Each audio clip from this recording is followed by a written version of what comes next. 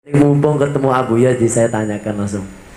Beliau bertanya, kok ini Kang, apa Abuya Arozi bilang sholawat itu kayak unta gitu, jangan sholawat itu kayak sholawat unta. Dan ini mohon dijelaskan. Wajib yang sholawat ini belajar hikam, apalagi Gus, Kiai, Habib wajib belajar hikam kalau ada level-level ini. Kalau enggak, ruhaninya tidak dewasa. Kata guru, nanti dapat rezeki dari waktu, tempat dan waktu yang tidak terhingga. Betul, itu ada. Saya mengalami. Saya sahib tajribah. Antum mau sholat berapa? Mari kita adu. Saya pernah mengalami itu.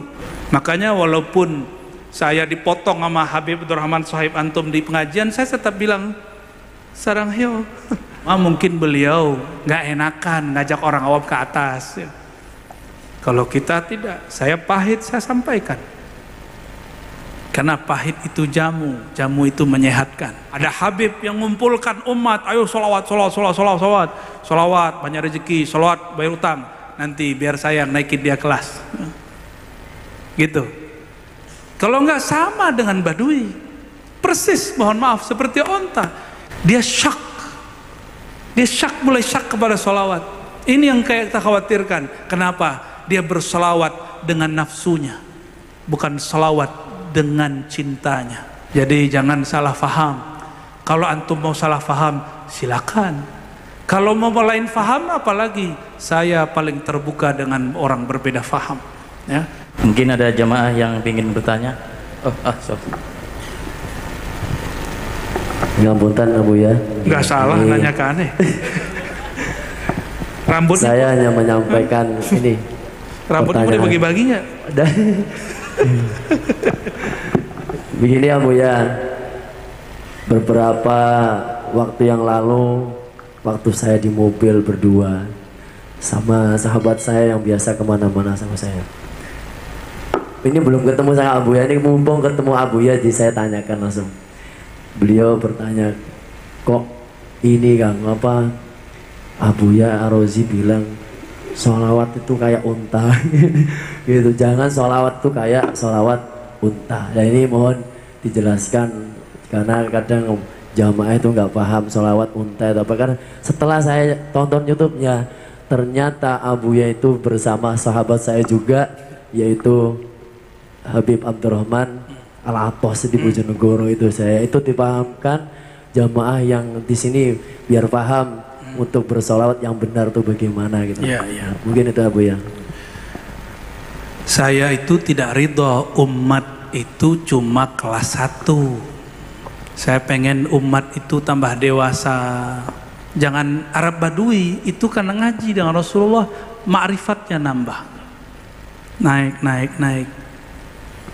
Awal-awal kita ajak orang sholawat, kita kasih tahu kalau sholawat utang terbayar. Jomblo dapat jodoh, itu awal-awal. Sakit sembuh, itu awal-awal. Dikasih iming-iming. Kalau belajar hikam, makanya wajib yang sholawat ini belajar hikam. Apalagi Gus, Kiai, Habib wajib belajar hikam kalau ada level-level ini. Kalau enggak, ruhaninya tidak dewasa. Apa kata Imam Nata'ilah, min alamatil i'timad alal amal nuqsanur raja inda wujudiz zalal. Saya gak usah terjemahkan, tapi saya pakai syarahnya Ibnu Abbad. Kata beliau, ikhlas ada 3 tingkatnya. Tingkat awam, tingkat muridin, yang terakhir puncak arifin. Saya nggak mau jamaah yang hadir ini kelasnya kelas awam terus. Mau nggak diajak naik kelas? Ya, kalau nggak sama seperti onta. Onta itu datang kepada Rasulullah mengadukan urusan perutnya. Antum datang ke majelis maulid berdoa, ya Allah semoga utangku terbayar, semoga makanku dapat. Lah apa bedanya? Mau sampai kapan begitu? Boleh, nggak apa-apa. Tapi capek mikir begitu. Sholawat nanti capek. Maka banyaklah orang-orang aurat ribuan tapi lelah batinnya. nunggu-nunggu keajaiban. Kata guru kalau baca sekian nanti ada duit di bawah kasur. Dilihat-lihat nggak ada. Kata guru nanti dapat rezeki dari tempat dan waktu yang tidak terhingga. Betul itu ada. Saya mengalami. Saya sahib tajribah. Antum mau sholat berapa? Mari kita adu. Saya pernah mengalami itu. Tapi lelah di sini. Dalail baca sekian kali, harap nanti ini itu. Sholawat nariyah baca sekian kali, lelahnya bukan main. Akhirnya sir sholawat nariyah nggak dapat. Kita mau umat naik kelas. Itu maksudnya. Itu maksudnya. Makanya walaupun saya dipotong sama Habib Abdurrahman Sahib antum di pengajian, saya tetap bilang sarang heo. Ya nggak apa-apa karena beliau berdakwah di tataran awam. Saya yakin dia ngerti maksud saya. Cuma mungkin beliau nggak enakan ngajak orang awam ke atas. Ya. Kalau kita tidak, saya pahit saya sampaikan.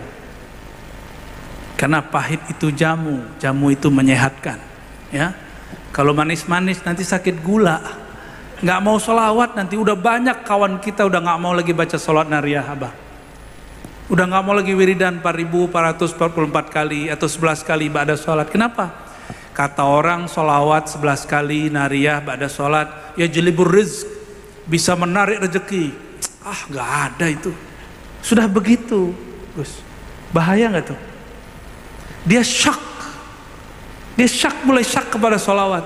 Ini yang kayak kita khawatirkan. Kenapa? Dia bersolawat dengan nafsunya, bukan sholawat dengan cintanya.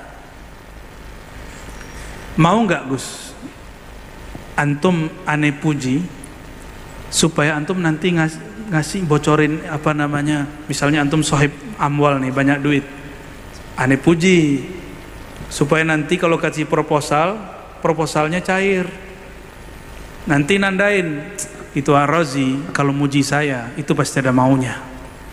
Kalau bisa nggak ketemu sama Ar-Razi. Kalau ada Rozi di sana, oh saya minggir gitu nggak? Ada kawan kalau nelfon pasti minta utang, ngutang, minta utang dong. Mohon maaf ya kalau yang ada yang kerjanya begitu. Terus kita dapat dari dia, ngangkat nggak? Males ngangkatnya. Rasulullah tidak pernah malas. Cuma Rasulullah terima lalu dididik. Oke, maka kami bagi-bagi tugas. Ada Habib yang mengumpulkan umat, ayo sholawat, banyak rezeki, sholawat, bayar utang. Nanti biar saya naikin dia kelas. Gitu. Kalau enggak sama dengan badui. Persis, mohon maaf, seperti onta. Datang ke Rasulullah yang dikadukan bukan masalah gimana dapat syafaat di dunia dan akhirat. Cuma syafaat perut. Masih lebih baik itu pohon, itu kayu ditanya. Dipegang Rasulullah ditanya, kamu pilih bersamaku di dunia atau masuk surga? Dia pilih mana? Masuk surga. Lebih mulia itu. Kalau datang ke Rasulullah yang diadukan masalah jabatan, masalah kerja, eman nggak? Kalau ketemu Rasulullah yang diminta syafaat tidak hanya di dunia, yang paling penting di akhirat. Terbayar hutang itu syafaat dunia. Sembuh penyakit syafaat dunia. Kalau cuma syafaat dunia itu yang kita minta, innamal a'malu binniyat wa innamal likulli imri'in ma nawa. Yang kita niatkan sampai nanti di akhirat minta syafaat Nabi jawab, kan sudah dulu kamu minta sembuh. Dulu kamu minta bayar utang, kebayar kan? Gitu. Mau begitu? Mau naik kelasnya? Mau. Kalau ngaji ma'rifatullah wajib naik kelas. Orang yang kenal Allah. Kalau saya sudah kenal sama Gus ini, maka kalau ngopi muji beliau karena emang suaranya enak, bukan karena pengen dicairkan proposalnya. Kira-kira begitu. Wah ini sohib aneh nih, nyaman. Ngopi bareng nyaman, ketemu nyaman, bahkan rindu kalau nggak ketemu. Nelfon, ente di mana? Tapi kalau datangnya cuma karena ada hajat, kalau hajat nggak ada datang nggak? Maka Imam Sya'rani mengatakan, ahlu dunia datang kepada ulama kalau ada hajat. ini sudah mau dekat nih 2023, Abah pasti banyak dikunjungi sama politisi nanti.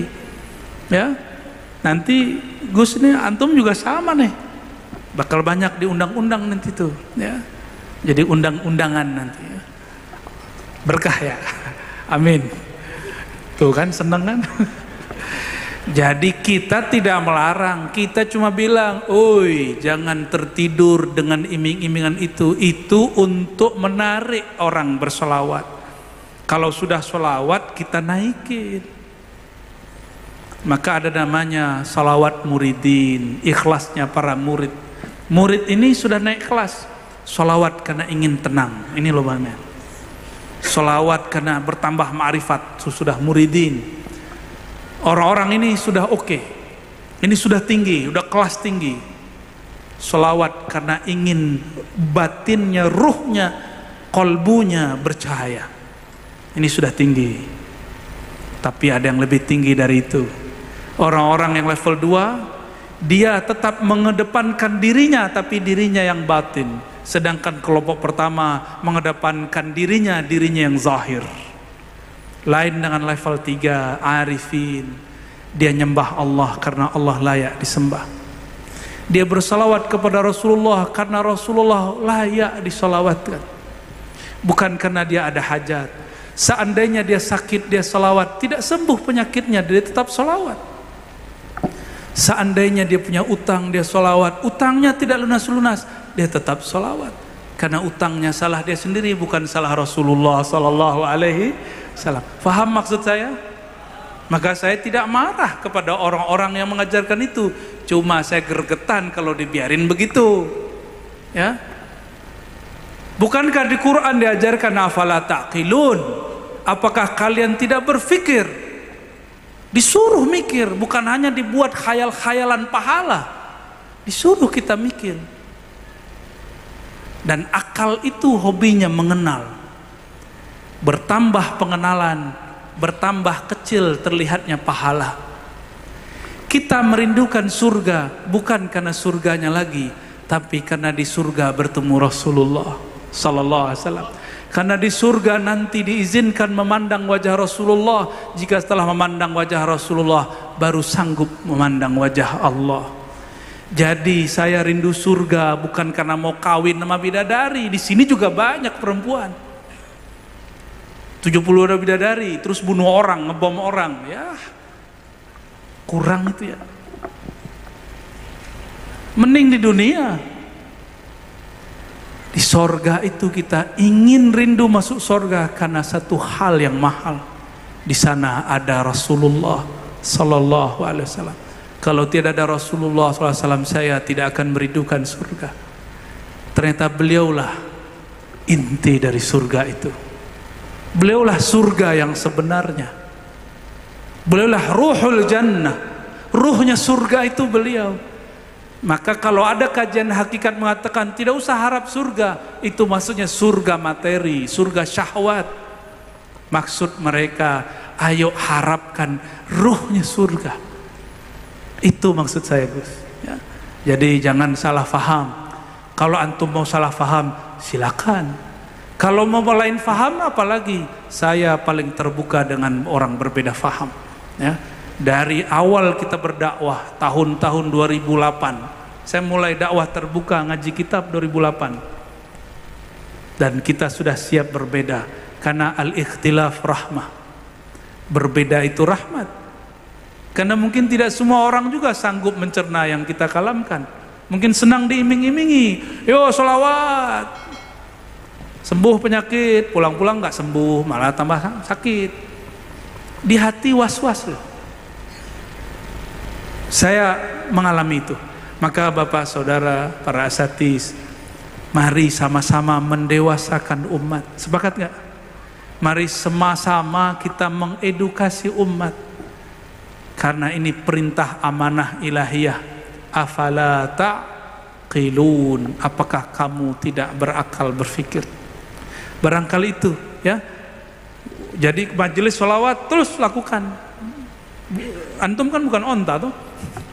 Ya, kan ngaji ma'rifat dengan beliau.